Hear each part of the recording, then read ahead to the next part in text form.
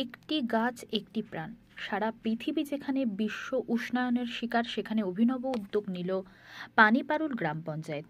দুয়ারে সরকার ক্যাম্পের পাশাপাশি সবুজায়নের লক্ষ্যে চারা গাছ বিতরণ করা হলো।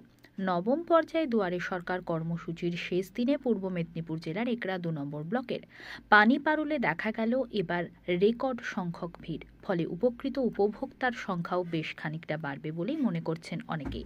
তবে বেড়েছে এই শিবির থেকে প্রাপ্ত সুবিধার সংখ্যাও।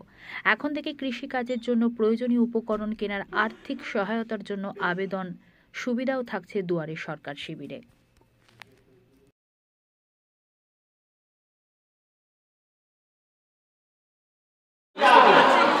যথেষ্ট তৎপরভাবে দুয়ারে সরকার কর্মসূচি কিন্তু পালন করার ক্ষেত্রে সব রকমের সহযোগিতা করছি।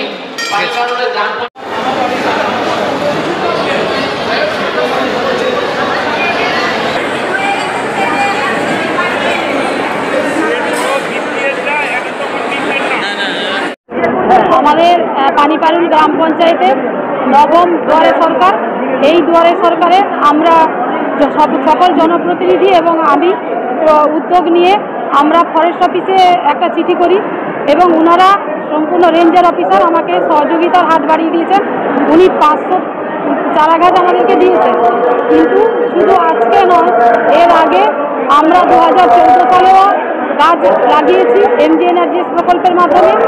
আজও আমাদের সেই গাছ বিশ্ব পরিবেশ দিবস, যেখানে মাননীয় মুখ্যমন্ত্রী গাছ লাগানোর কথা বলছেন, আমরা সবসময় বিশ্ব পরিবেশ দিবসে আমরা আজকে এই মাসে, ধরুন এই ফেব্রুয়ারি মাসে আমরা যে চারা গাছ দিয়ে চারা গাছটা কত কঠিন পরিস্থিতির মধ্যে বাঁচিয়ে রাখা যায়, মানুষকে এটা উপলব্ধি করার জন্য আমরা চারা গাছ বিতরণ করছি। তারা যাতে এই চারা গাছ বহু কষ্টে বাঁচিয়ে রাখতে পারেন।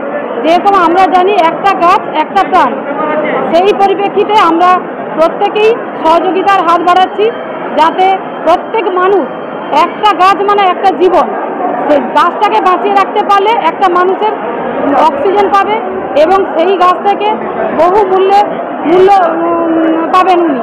তাই তাদেরকে সচেতন করছি, আপনারা গাছ না কেটে গাছ লাগান এবং আগামী দিনে যাতে আমাদের এই পানিপারুল গ্রাম পঞ্চায়েত মানে দূষণমুক্ত পরিবেশ তৈরি হয়, সেই আশা আকাঙ্ক্ষা রাখছি।